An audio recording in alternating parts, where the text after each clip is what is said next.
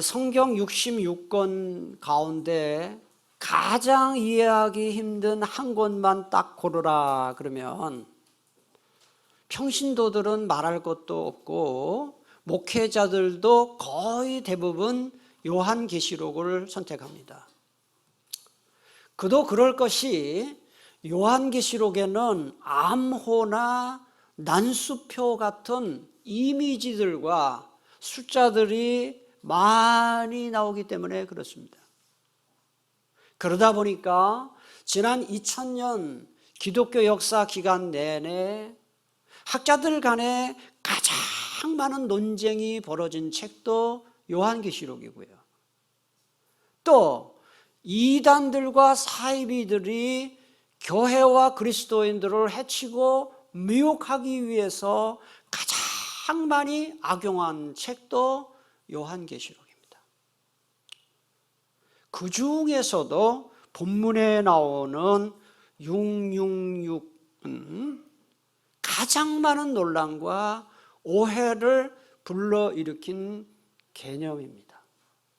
그래서 제가 오늘 666이 무엇인지에 대해서 말씀드리기에 앞서서 그동안 666에 대한 오해가 얼마나 많은지에 대해서 이런 것은 666이 아니다라는 것을 먼저 말씀드리겠습니다.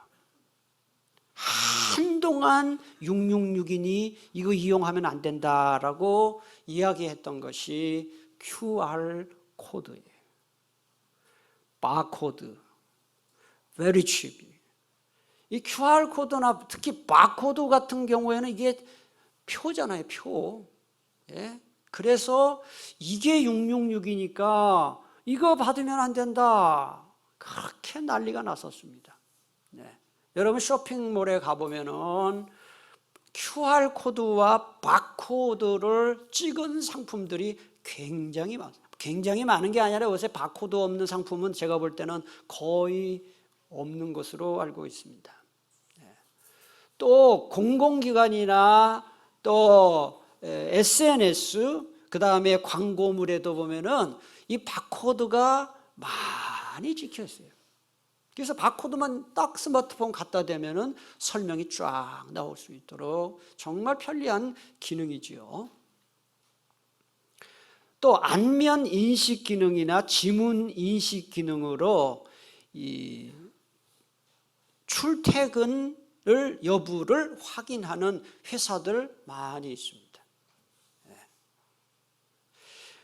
첨단 과학 기술의 발달 속도를 고려해 볼 때 저는 이렇게 생각합니다. 주민등록증이나 여권이나 운전면허증과 같은 이 신분증, 그 다음에 가상화폐 이런 것들을 베리칩으로 사람에게 심어서 앞으로는 신분증 갖고 다니지 않고 돈 갖고 다니지 않고 신용카드 갖고 다니지 않아도 모든 일상생활이 가능하게 될 날이 머지않아 올 겁니다. 머지않아. 요즘 여러분 어디 가서 뭐 물건 살 때 현금으로 사는 분보다 요새 신용카드로 사는 분이 훨씬 많을 거예요. 그래서 현금을 요구하는 곳에 가면 당황하는 경우 다 경험을 했을 거예요. 이게 상상도 못했던 거죠. 신용카드가 이렇게 많이 쓰이리라고는. 그러니까 제가 조금 전에 앞으로 여권도 제가 그렇게 알고 있어요. 여권도 여권 지참하지 않고 공항에 가도 다 이런 인식 기능으로 다 될 수 있다는 제가 그런 계획이 지금 추진되고 있다는 걸 들었거든요. 그런 날이 반드시 오는 거죠. 그런데 만약에 QR코드나 바코드나 이런 베리칩이나 이런 신분증을 그런 걸로 이용하는 것은 666 받는 거기 때문에 나 안 하겠다. 살 수가 없습니다. 살아갈 수가 없는 거죠. 코로나 팬데믹 기간 중에는 참 웃지 못할 일도 발생했어요. 이단성이 짙은 어느 선교단체에서 이 백신 접종하면은 그 666 받는 거다. 난리 났었잖아요. 신문에 나오고요. 그리고 어느 도시인지 제가 밝히지는 않겠습니다만은 대도시에서 시내버스 중에 666번이 있었습니다. 그런데 이게 수익이 생각만큼 안 나와서 회사에서 분석을 해보니까 예수 믿는 사람들 중에 666번 안 타는 거예요. 마귀보스라고. 그래서 그 번호를 바꿨습니다. 우리 인천에 혹시 666번이 있나요? 없어요? 혹시 생기거든 마음 놓고 타십시오. 또 집원이 666번이나 또 아파트 호수가 666호라서 나는 안 살겠습니다. 실제로 그런 그리스도인들이 있다 이 말이에요. 여러분, 이게 얼마나 우스운 일입니까? 에? 이게 말도 안 돼 코미디 같은 일들이 실제로 있어요. 왜 그럴까요? 성경을 심각하게 오해해서 생긴 일이에요.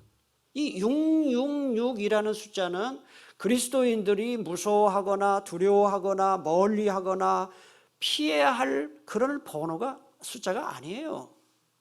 성경에서 사용된 이 666은 그냥 상징수일 뿐입니다. 이걸 아셔야 됩니다. 이게 결론부터 말씀드리는 거예요. 666을 두려워하는 것은 뭐와 같으냐, 마치 죽을 사자다 그래가지고요, 이 층수에 4층을 안 쓰고 뭐라고 씁니까? F라고 씁니다. 이게 얼마나 우스운 일입니까 이거? 아니, 사라고 쓰면 뭔 일이 벌어집니까? 굉장히 미신적인 일이에요. 이사 갈 때도 무슨 날 잡습니까? 손 없는 날, 길일이니 뭐 이걸 따져가지고 이사 날짜를 잡잖아요. 그게 얼마나 우스운 짓입니까? 예? 손 없는 게 뭐고 길일이 뭐고 흉일이 뭐고 그게 무슨 관계가 있습니까? 여러분, 이사할 때 이사 비용 적게 드리려면은 길일이 아닌 날 하세요. 그냥 아무 관계 없습니다. 하나님이 복 주십니다. 아멘이십니까? 무슨 666 4자 같은 이 숫자나 길일이니 흉일이니 그게 우리의 운명을 좌우하지 절대로 않습니다. 나라의 흥망성쇠, 인간의 생사화복을 좌우하시는 분은 살아계신 하나님밖에 없어요. 네. 이런 거 참 예수 믿으면서도 말이죠, 이런 미신에 빠진 사람들이 너무나도 많고요. 그걸 가르치는 사람도 있고요.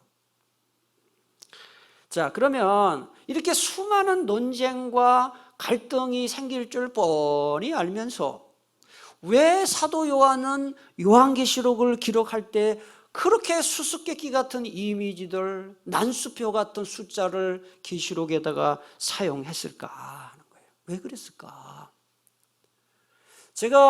오늘 제가 생각해보니까 요한계시록 설교를 64번째인가 5번째 설교를 하는데 첫 번째 설교할 때 말씀드렸어요. 이 요한계시록이 기록될 당시에 로마 제국이 교회와 그리스도인을 핍박하는 시기였습니다. 그러다 보니까 이 그리스도인들이 그 편지를 쓰거나 글을 쓰거나 책을 쓸 때에 반드시 검열을 받아야 됐습니다. 그래서 만약에 로마 황제를 욕하거나 로마 제국을 대해서 폄훼하는 말이나 글을 하는 사람, 글을 쓴 사람, 그런 사람은 다 체포하거나 심지어는 잡아서 죽였습니다. 그러다 보니까 사도 요한이 주님의 계시를 받아서 로마 제국에 대해서, 로마 황제에 대해서 이거 다 망할 거라는 얘기거든요, 이 요한계시록이요. 그 여기다 대고 로마 황제 망한다, 로마 제국 망한다 이렇게 쓸 수가 없는 거예요, 검열을 의식해서. 그래서 전부 이미지를 사용을 하고 난수표 같은 숫자를 사용한 것이죠. 우리나라의 알파벳인 기역, 니은, 디귿, 이 어기는 그냥 기역, 니은, 디귿, 그 의미만 있지 이게 무슨 숫자 값이 없습니다. 그러나 유대인들이 사용하는 언어인 히브리어나 그리스 사람들이 사용했던 그리스어나 로마 사람들이 사용하는 라틴어에는 각 알파벳에 해당하는 숫자 값이 있어요. 예컨대 유대인들이 사용하는 히브리어의 첫 글자가 알렙이에요. 저거는 1번이라는 숫자 값을 갖습니다. 두 번째 글자 베트는 2번, 2라는 숫자 값을 갖고 있습니다. 그 다음에 신약 성경의 언어인 그리스 헬라어라고도 합니다만 첫 글자가 알파입니다. 요거는 1, 그 다음에 두 번째 베타, 2, 그 다음에 감마, 이게 3. 이런 숫자 값을 이 알파벳이 다 갖고 있습니다. 그래서 이 단어를 이용해서 사람의 이름을 기록하고 단어를 기록하면 그 단어의 숫자 값에 해당되는 것을 전부 합쳐서 뜻풀이를 하는 것을 가리켜서 게마트리아라고 합니다. 게마트리아. 뭐 게마트리아건 소마트리아건 그걸 우리가 왜 알아야 됩니까? 이러면 안 됩니다. 제가 필요하지 않으면 이런 얘기를 왜 하겠습니까? 666을 이해하려니까 얘기하는 겁니다. 가끔 이제 설교하다가 이런 얘기를 하려고 그러면 참 갈등이 생겨요. 어려운 얘기를 꼭 해야 되나 싶은데 저는 필요한 말만 합니다. 여러분에게. 아멘이십니까? 그러니까 꼭 들으세요. 그래서 이 그리스 로마인들과 유대인들은 이 숫자 풀이 놀이를 아주 즐겼습니다.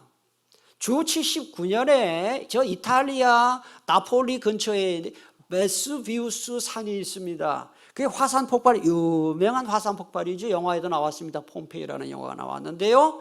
그게 화산이 폭발해가지고요, 그 베스비우스 산에서 가까운 거리에 폼페이가 있습니다. 제가 폼페이를 가봤는데 폼페이에 가면은 베스비우스 산이 이렇게 보입니다.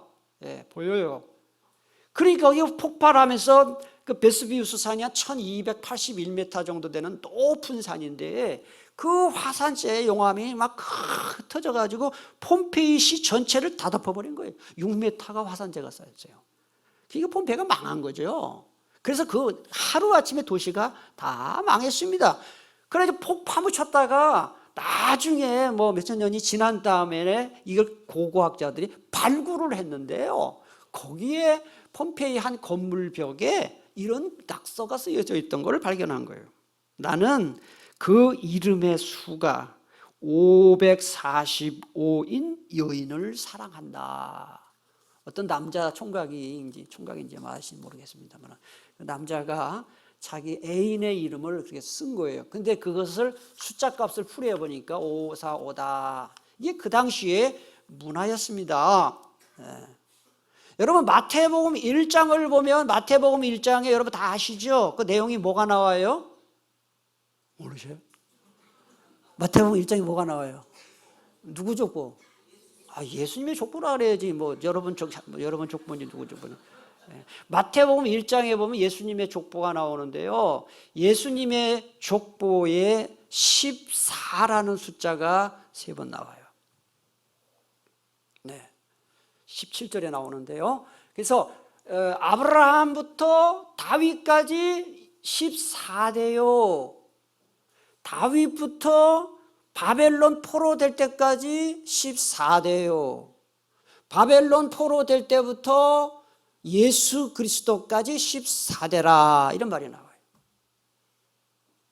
어떻게 여러분 아브라함부터 다윗까지 정확하게 14대고 그 다음에 다윗부터 바벨론 포로될 때까지 정확하게 14대고 바벨론 포로될 때부터 예수 그리스도까지 정확히 14대? 아닙니다. 이거는 14라는 숫자의 족보를 맞춘 거예요. 그 왜 그랬을까? 이유가 있습니다.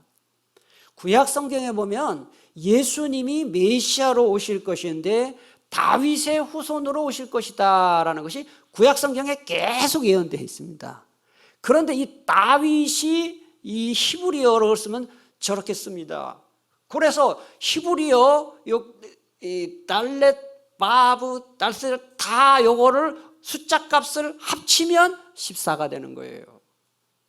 다윗이라는 이름의 숫자 값이 14입니다.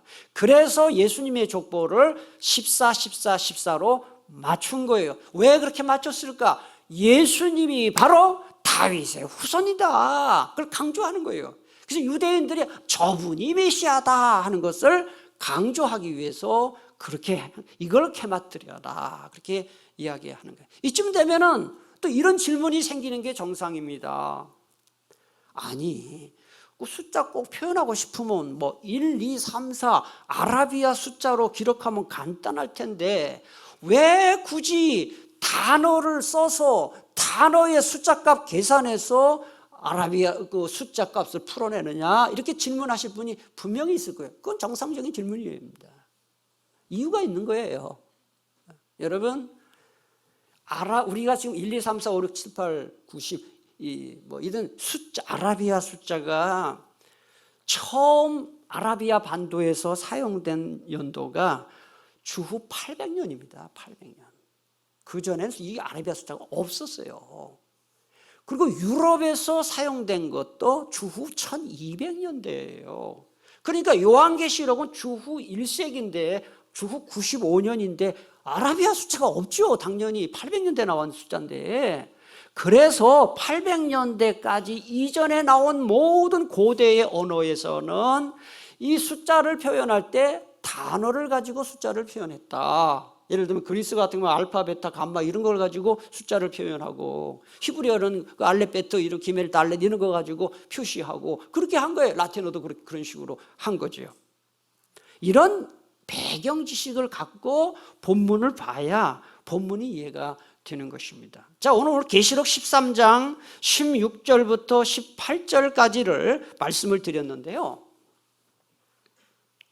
계시록 13장은 두 짐승에 대해 말씀합니다. 바다 짐승과 땅 짐승이죠. 죄송합니다. 따라합시다. 바다 짐승, 땅 짐승. 이건 꼭 알아야 되는 거예요. 그래서 1절부터 10절에는 바다 짐승에 대해 말씀하고 11절부터 18절까지는 땅 짐승에 대해서 말씀을 합니다. 그런데 12장에 보면은 용이 나오고요, 13장에 보면 바다 짐승, 땅 짐승이 나와서 용과 바다 짐승과 땅 짐승은 이 세 개가 합쳐서 마귀의 삼위일체예요. 성부, 성자, 성령 흉내내서 용, 바다 짐승, 땅 짐승이에요. 위계 질서도 성부, 성자, 성령과 비슷합니다. 용, 바다 짐승, 땅 짐승입니다. 그래서 이 바다 짐승은 용에게서 권세를 받아서 용을 위해 일하는 용의 대리자예요. 땅 짐승은 바다 짐승에게 권세받아서 바다 짐승을 위해 일하는 바다 짐승의 대리자고 거짓 선지자를 의미한다. 이걸 지난주에 제가 말씀을 드렸습니다. 오늘은 그 땅 짐승이 바로 666이다 이 말입니다. 그러니까 666은 땅 짐승의 표다 하는 걸 아셔야 돼요. 그래서 땅 짐승이 이제 우상 숭배를 강요할 뿐만 아니라 구원받지 못한 사람들, 예수 믿지 않는 사람들의 오른손이나 이마에 표를 받게 한다. 그게 16절에 나와요. 우리 16절을 다시 한번 다 같이 한번 봉독하겠습니다. 시작. 그가 모든 자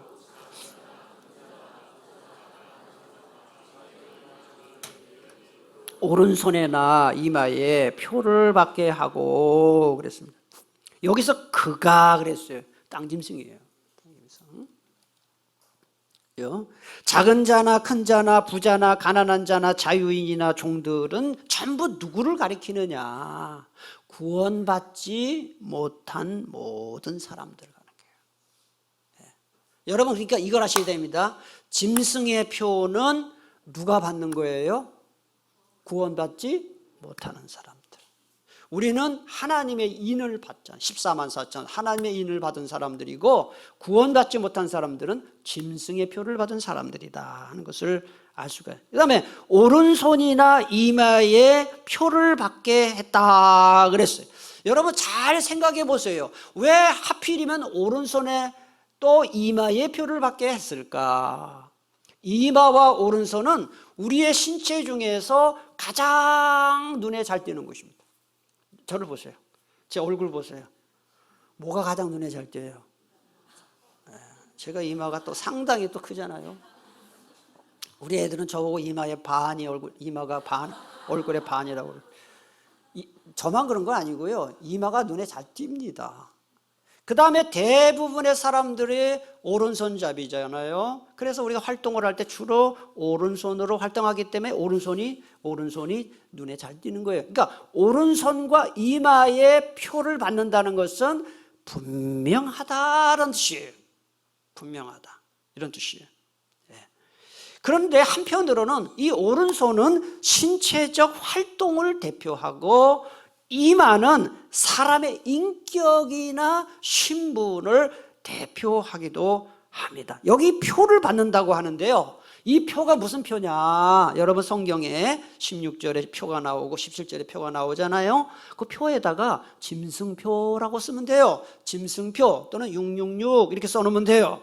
그러니까 이건 짐승의 표를 말하는데 오늘 이걸 꼭 알고 가셔야 돼요. 지금부터 말씀드리는 건 전부 같은 개념입니다. 자, 17절에 보면 짐승의 이름 끝에, 그죠? 그 다음 짐승의 이름 나오죠? 그 다음에 17절 끝에, 그 다음에 18절에 보면 그 이름의 수, 짐승의 수예요. 짐승의 수, 짐승의 이름의 수, 다 같은 개념이에요.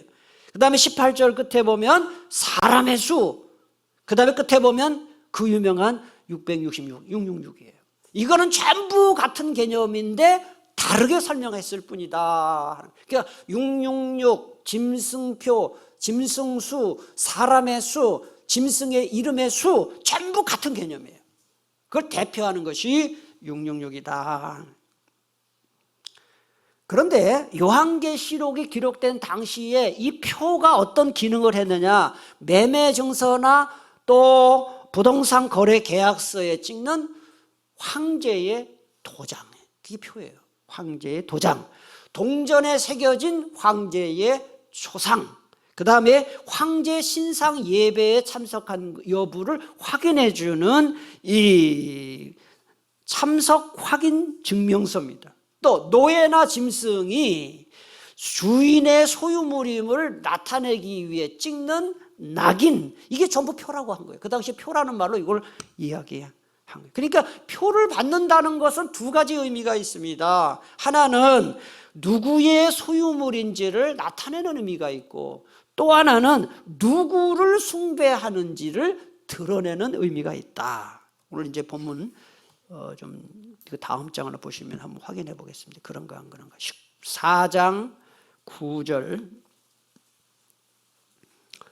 14장 9절 하반절에 보면은 만일 누구든지 짐승과 그의 우상에게 잘 동그라미 해놓으세요. 경배하고 우상 경배입니다. 우상 숭배하는 겁니다. 하고 이마에나 손에 뭘 받으면 표라는 말이에요. 그러니까 표 받는다는 것은 짐승 우상에게 경배를 한다는 뜻이에요. 표반. 그러니까 예수 믿지 않는 사람들이죠. 그 다음에 14장 11절 중간에도 보시면은 짐승과 그의 우상에게 경배다 표시하라. 예배한다는 거예요. 그 다음에 그의 짐승 이름에 뭐를 받아요? 표를 받는, 같은 개념이다 하는 것이죠. 그래서 그 당시 로마 신전의 봉사자들은 자기 몸에다가 낙인을 찍은 것을 자랑스럽게 생각했어요. 왜? 나는 내가 섬기는 신의 특별한 보호와 은총을 받는 자라고 생각했기 때문입니다. 17절 끝에 보면 짐승의 이름의 수가 나오는데요. 앞에 화면을 한번 보셔요. 이 짐승이라는 말은 우리 한글 번역이고요. 원래 원말 그리스어는 세리온이라는 단어가 사용되었고요. 요거의 히브리어 음력을 하면은 이 숫자를 다 더하면은 짐승의 이름을 숫자를 다 더하면 뭐가 나와요? 666에. 그래서 짐승표라고 하는 거예요. 네. 여러분, 짐승의 표를 받는다는 것은 정말 짐승 모양의 표를 받거나 666이라는 숫자가 사용된 표를 받는 것이 아닙니다. 이거 다 상징입니다. 상징. 이거 다 상징이다. 뭘 보면 알 수 있느냐? 14장 1절을 한번 보시면 알 수가 있습니다. 이제 다음 주에 할 건데요. 14장 1절을 같이 한번 봉독하도록 하겠습니다. 또 내가 보니 보라, 어린 양이 시온산에 섰고 그와 함께 14만 4천이 서 있는데 그들의 이마에는 어린 양의 이름과 그 아버지의 이름을 쓴 것이 있더라. 이거 7장 제가 설교할 때 다 설명을 했습니다만은 다시 말씀을 드리면 이 14만 4천은 14만 4천은 구원받은 성도들을 상징하는 상징수예요. 그런데 저 신천지 저 이만희는 이 14만 4천을 상징수로 해석하지 않고 실제의 수로 해석해서 신천지에 들어온 14만 4천만 구원받는다 하니까 이게 이단인 거예요. 여러분 지금 우리 대한민국에 예수 믿는 사람이 몇 명이에요? 뭐 아무리 뭐 적게 잡아도 제가 볼 때 한 400만 명은 안 되겠습니까? 그러면은 400만 명 중에 14만 4천 명만 구원받으면은 그 나머지 사람들은 뭐예요? 그럼 그 누가 14만 4천에 들어간 거예요? 말도 안 되는 거예요. 그래서 이 14만 4천은 상징수다. 왜 14만 4천이냐? 구약 12지파 12 곱하기 신약 12사도 12 곱하기 만수 1000 곱한 거예요. 12 곱하기 12 곱하기 1000 하면은 14만 4천이에요. 왜 안 믿으세요? 14만 4천 나와요. 그렇게 계산하면은 해봤어요 다. 그래서 14만 4천은 구원받은 사람들의 총수다. 여러분 그러면 이게 상징이 14만 4천이 상징인데 그럼 666은 왜 상징이 아닙니까? 다 상징이에요.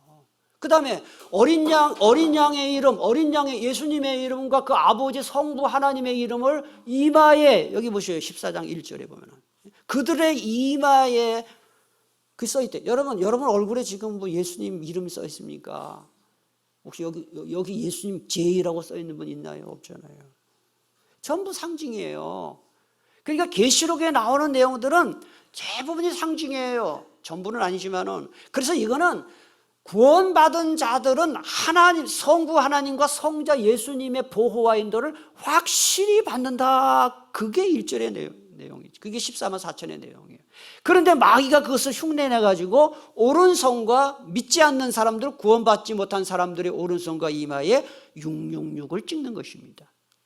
여러분 구약 성경을 보면은요, 유대인들이 하나님 말씀을 잘 기억하고 말씀대로 살기 위해서 어떻게 했느냐. 한번 사진을 보세요. 저 유대인인데 잘 보세요. 어디에 요 무슨 까만색 이 성구함이 있습니까? 이마와 저 사람은 왜 오늘 왼손에다 했지? 사진이 잘못됐나? 왼손에다.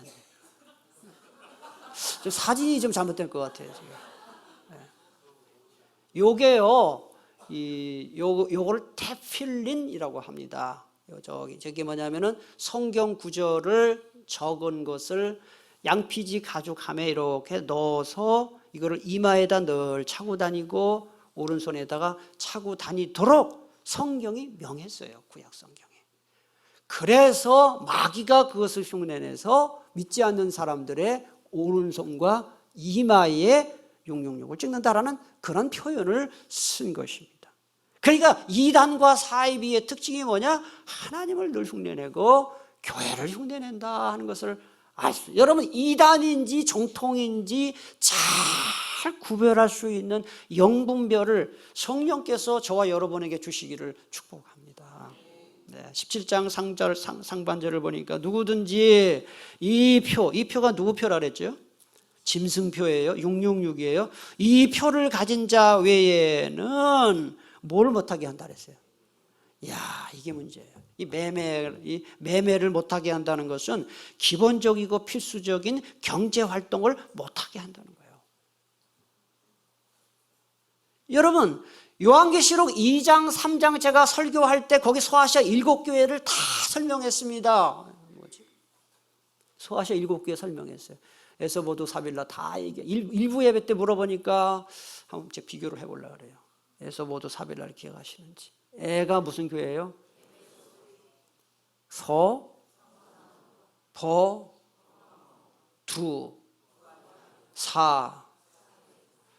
점점 이렇게 확신이 없어요. 일부 예배나 2부 예배나 비슷하네요. 그 에서보도 사빌라 7교회가 소아시아 있어요. 소아시아가 지금 튀르키예 서남부 지역이에요. 성지순례 지난번에 거기 갔다 왔어요. 가신 분들 기억나세요? 에베소도 가고 뭐 라오디게아도 가고 다 갔죠. 거기에는 직종마다 조합이 있었어요. 우리도 보면 버스 운수 사업 조합, 뭐 무슨 조합 있잖아요. 조합. 근데 조합들마다 또 섬기는 실이 다 달랐어요. 그런데 조합에 가입하지 않으면 경제활동 못했습니다. 그래서 조합원 모임에 참석하면 가장 먼저 하는 게 뭐냐 하면은 그 조합에서 섬기는 신의 신전에 가서 제사 드리는 거예요. 그 다음에 하는 일이 뭐냐면 제사 음식을 먹는 거예요. 그 다음에 하는 일이 뭐냐? 음란한 짓을 하는 거예요. 음란한 짓이 그게 바로 제사의식이에요. 그러니까 예수님을 잘 믿는 그리스도인들은 이게 너무너무 괴로운 거예요. 여러분 생각해 보세요. 이방신에 제사하는 것도 힘든 것이고 제사 음식 먹는 것도 힘든 것이고 음란한 짓을 해야 되는데 그 안 하면은 또 왕따 당하고 이게 얼마나 힘든 일입니까? 예? 그러니까 이 영적 갈등이 심했던 것이죠. 신앙을 지키자니 경제활동을 못하겠고 경제활동을 하자니 신앙을 못 지키겠고 그런 갈등이 이게 17절에 나오는 얘기예요. 그런데 그런 일이 지금은 없느냐? 저는 지금도 똑같다고 생각해요. 어떤 점에서 똑같습니까? 그리스도인들이요 신앙 양심을 지키면서 정직하게 경제활동하기가 쉽지 않아요. 예를 들면 세금을 정직하게 내는 거, 저는 사업을 안 해봐서 모르지만은 정직하게 세금을 꼬박꼬박 내는 거 그거 쉽지 않다고 봐요. 뇌물을 수수하지 않으면서 이 사업을 하는 거 그것도 쉽지 않다고 봐요. 그 다음에 직장인들도 근무 시간에 회사 일 안 하고 자기 일을 하고 농땡이 까고 이거 할 수 있는 거예요. 이거 정직하게 회사에 하는 것이 회사 돈 가지고 횡령을 하거나 부풀려서 뭘 청구하거나 이거 사실 많아요. 그러니까 이렇게 안 하면 예를 들어 출장을 갔어요. 같이 출장 간 사람들이 출장비 받아가지고 다른 사람들은 뭐 그거 가지고 그냥 막 개인적으로 하는데 나는 회사 출장비는 출장에만 쓴다 하고 자기 혼자 딱 이거 어떻게 되겠어요? 그 사람하고 출장 다시는 안 가겠지. 이 참 자존심 상하고 그 다음에 마음 상하고 왕따 당하고 이 신앙을 지키려고 하면 이런 게 많을 수밖에 없어요. 직장에서 요새 승진하기 얼마나 어려워요. 승진을 하려고 그러면 다 자기 인사고과 매기는 사람한테 뭐 이렇게 해야 되고 잘 대접해야 되고 뭐 하다 보면 또 선을 넘을 수도 있는 것이고 말이죠. 그래서 17절에 이 표를 가진 자 외에는 매매 활동을 못하게 했다. 이 말은 이게 바꿔 말하면은 나는 경제적으로 손해를 볼지라도 내 신앙을 지키겠다 하는 것과 똑같은 것입니다. 우리 교회 여러분들, 우리가 이 세상을 살기에 우리가 완전히 천사처럼 살 수는 없지만은 할 수만 있으면 신앙 양심을 지키면서 하나님의 말씀대로 살기로 발버둥 치며 노력하며 주님께 순종하며 살기를 축복합니다. 이제 18절 마지막 절 보겠습니다. 지혜가 여기 있으니 총명한 자는 그 짐승의 수를 세어보라. 이게 참 말이 어렵죠. 번역 성경을 보겠습니다. 공동 번역에 보니까 바로 여기에 지혜가 필요합니다. 영리한 사람은 그 짐승을 가리키는 숫자를 풀이해 보십시오. 뭐가 필요하다고 했습니까? 지혜가 필요하다. 현대어 성경 여기에는 세심한 주의를 기울여서 풀어야 할 수수께끼가 있습니다. 이 숫자의 뜻을 풀 수 있는 사람은 풀어보십시오. 여러분 아무나 난수표 같은 이 짐승의 수 666 같은 것뿐만 아니라 하나님의 모든 말씀은 인간의 지식과 학문적인 노력으로 이해할 수 있는 게 아니에요. 제가 저도 신학교 3년밖에 공부를 못했어요. 저는 학부를 신학교를 안 나오고 대학원만 신학교를 했기 때문에 3년 공부를 했어요. 성경 신학교에서. 그리고 지금까지만 30년을 성경을 꾸준히 연구를 했는데요. 제가 이실직고를 하자면 여러분이 저에 대해서 착각을 갖지 마세요. 성경 몰라요, 잘. 성경의 반도 몰라요. 제가 이렇게 설교 막 이렇게 막 하니까 뭐 많이 아는 것 같죠? 아는 것만 설교하는 거예요. 반도 몰라요. 성경 어려워요. 쉽지 않아요. 그래서 성경을 잘 해석한다는 게 참 어렵고요. 그래서 우리에게 필요한 게 뭐냐면은 성령의 지혜가 필요하다는 거예요. 총명이 필요하다. 욥기 11장 7절에 보니까 네가 하나님의 오묘함을 어찌 능히 측량하며 전능자를 어찌 능히 완전히 알겠느냐 그랬어요. 성경 반도 몰라요. 저도. 반이 뭐예요? 반의 반이나 알까 모르겠어요. 그냥 노력하는 거지. 그러면 하나님에 대한 이런 부분적인 지식이 참된 지식이 될 수 있겠느냐 이렇게 질문할 수 있죠. 될 수 있어요. 왜 그러냐? 하나님은 우리가 성경 100% 몰라도 구원받는 데 필요한, 그 다음에 신앙생활하는 데 필요한 지식을 충분히 우리에게 알 수 있도록 가르쳐 주신다 하는 거예요. 성령께서. 에베소서 1장 8절 9절 우리 다 같이 한번 읽겠습니다. 시작. 그가 모든 지혜와 총명을 우리에게 넘치게 하사 그 뜻의 비밀을 우리에게 알리신 것이요. 그래. 여러분 성경 읽을 때마다 설교 들을 때마다 그냥 듣지 마시고 기도하세요. 성령님 저에게 지혜와 총명을 주셔서 한 가지를 들으면 10가지를 깨닫게 해 주시옵소서 하고 기도를 하세요. 깨닫게 해달라고. 저는 우리 부목사님들이 알 거예요. 제가 한 주간 제 시간에 요즘 같으면 특히 더해요. 80%를 설교 준비에 쏟아요. 그런데 설교 준비에 거의 제 시간을 쏟는데 제가 꼭 설교 준비할 때마다 기도해요. 하나님 앞에. 하나님, 제가 머리가 별로 좋지 않아서 잘 모르겠습니다. 뜻을. 제가 이실 짓고 또 할게요. 이 성경을 읽잖아요. 다른 부분은 좀 나아요. 근데 이 계시록을 읽잖아요. 이게 무슨 뜻이지? 그러면서 시작해요. 저도. 이게 무슨 뜻이지? 너무 어려우니까. 그리고 한 주간을 공부와 연구하면 한 수요일쯤 지나면 막 내가 은혜를 받아. 이게 깊은 뜻이 있었구나. 저도 그러니까 여러분 얼마나 더 하겠어요. 그러니까 우리가 하나님 말씀을 잘 깨달으려고 그러면은 성령님의 지혜를 받아야 되고요. 성령의 감동, 조명을 받아야 되는 거예요. 설교 들을 때도 그냥 듣는 사람하고요. 기도하고 하나님 오늘 말씀 들을 때 잘 깨닫게 해주세요 라고 기도하는 사람하고 달라.